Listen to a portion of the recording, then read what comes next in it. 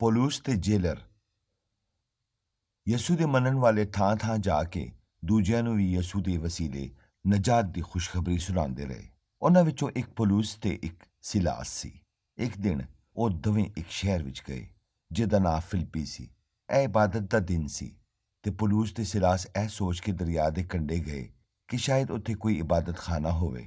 ਉੱਥੇ ਉਹਨਾਂ ਨੂੰ ਕੁਝ ਔਰਤਾਂ ਮਿਲੀਆਂ ਤੇ ਪੌਲੁਸ ਤੇ ਸਿਲਾਸ ਨੇ ਉਹਨਾਂ ਨੂੰ ਨਜਾਤ ਦੀ ਖੁਸ਼ਖਬਰੀ ਸੁਣਾਈ।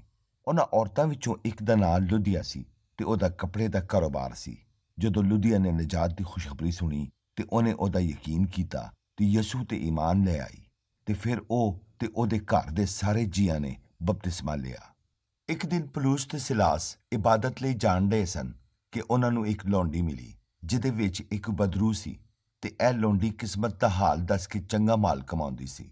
ਜਦੋਂ ਉਹਨੇ ਪੌਲੁਸ ਤੇ ਸਿਲਾਸ ਨੂੰ ਵੇਖਿਆ ਤੇ ਕਹਿਣ ਲੱਗੀ, ਇਹ ਰੱਬ ਦੇ ਬੰਦੇ ਨੇ ਤੇ ਰੱਬ ਨੇ ਇਹਨਾਂ ਨੂੰ ਘੱਲਿਆ ਏ ਕਿ ਤੁਹਾਨੂੰ ਨਜਾਤ ਦੀ ਰਾਹ ਵਿਖਾਣ। ਫਿਰ ਤੇ ਇਹ ਹਰ ਰੋਜ਼ ਦਾ ਕੰਮ ਹੀ ਬਣ ਗਿਆ।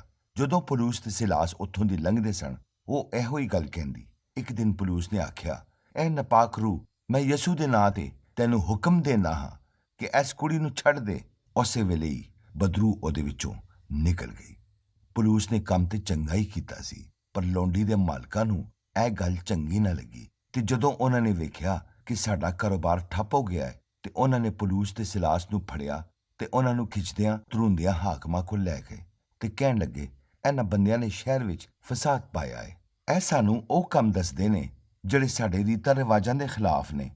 ਹਾਕਮਾਂ ਨੇ ਪੌਲੁਸ ਤੇ ਸਿਲਾਸ ਨੂੰ ਬੈਂਤ ਲਾਏ ਤੇ ਜੇਲਰ ਦੇ ਹਵਾਲੇ ਕਰਕੇ ਆਖਿਆ, ਇਹਨਾਂ ਨੂੰ ਜੇਲ੍ਹ ਵਿੱਚ ਕੈਦ ਕਰ ਦੇ ਤੇ ਵੇਖੀ ਕਿਧਰੇ ਇਹ ਨਾਸੀ ਨਾ ਜਾਣ। ਜੇਲਰ ਨੇ ਉਹਨਾਂ ਨੂੰ ਜੇਲ੍ਹ ਦੀ ਸਭ ਤੋਂ ਅੰਦਰ ਵਾਲੀ ਕੋਠੜੀ ਵਿੱਚ ਸੁੱਟ ਦਿੱਤਾ ਤੇ ਨਾਲੇ ਉਹਨਾਂ ਦੇ ਹੱਥ ਪੈਰ ਕਾਠ ਵਿੱਚ ਠੋਕ ਦਿੱਤੇ।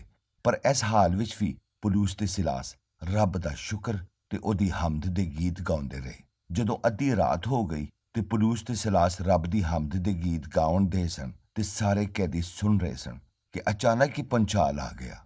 ਇਹ ਪੰਚਾਲ ਇੰਨਾ ਡਾਢਾ ਸੀ ਕਿ ਜੇਲ੍ਹ ਦੀਆਂ ਨੀਹਾਂ ਹਿੱਲ ਕੇ ਰਹਿ ਗਈਆਂ ਤੇ ਜੇਲ੍ਹ ਦੇ ਸਾਰੇ ਬੂਹੇ ਖੁੱਲ੍ਹ ਗਏ ਤੇ ਨਾਲ ਹੀ ਕੈਦੀਆਂ ਦੀਆਂ ਬੇੜੀਆਂ ਵੀ ਖੁੱਲ੍ਹ ਗਈਆਂ।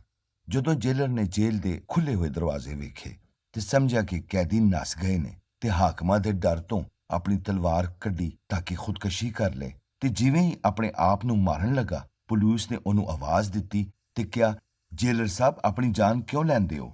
ਅਸੀਂ ਸਾਰੇ ਇੱਥੇ ਹੀ ਹਾਂ।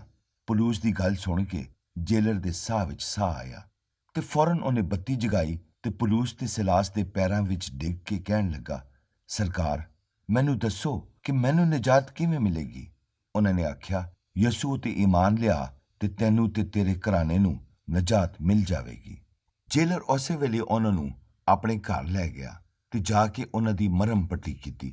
ਪੌਲੁਸ ਤੇ ਸਿਲਾਸ ਨੇ ਉਹਨੂੰ ਤੇ ਉਹਦੇ ਘਰਾਣੇ ਨੂੰ ਯਿਸੂ ਦੇ ਵਸੀਲੇ ਨਜਾਤ ਦੀ ਖੁਸ਼ਖਬਰੀ ਸੁਣਾਈ। ਜੇਲਰ ਤੇ ਉਹਦੇ ਘਰ ਵਾਲਿਆਂ ਨੇ ਖੁਸ਼ਖਬਰੀ ਦਾ ਯਕੀਨ ਕੀਤਾ ਤੇ ਯਿਸੂ ਤੇ ਈਮਾਨ ਲੈ ਆਏ। ਫਿਰ ਪੌਲੁਸ ਤੇ ਸਿਲਾਸ ਨੇ ਉਹਨਾਂ ਨੂੰ ਬਪਤਿਸਮਾ ਦਿੱਤਾ ਤੇ ਸਾਰਿਆਂ ਨੇ ਬੜੀ ਖੁਸ਼ੀ ਨਾਲ ਰਲ ਕੇ ਰੋਟੀ ਖਾਧੀ। ਜਦੋਂ ਸੁਬਹ ਹੋਈ ਤੇ ਹਾਕਮਾਂ ਨੇ ਵੀ ਮੁਕੱਦਮਾ ਵਾਪਸ ਲੈ ਲਿਆ ਤੇ ਪੌਲੁਸ ਤੇ ਸਿਲਾਸ ਨੂੰ ਛੱਡ ਦਿੱਤਾ।